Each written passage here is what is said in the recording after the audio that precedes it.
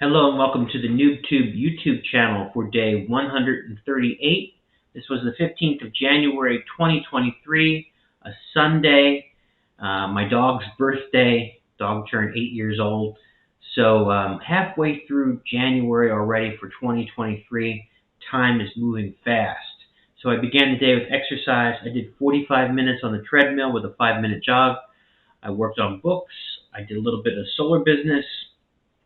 I had some checklists and personal items that I took care of, and then I did the Remote Wellness Academy practice call with a partner, and that took a considerable amount of time. So I had to practice for the practice call, then do the practice call, and it's just a very time-consuming process. But that was it. Lot of work on that day on a Sunday. Did manage to get a little relaxed time in, but otherwise, good productive day. If you have any questions, like, comment, subscribe. I'll talk to you again tomorrow.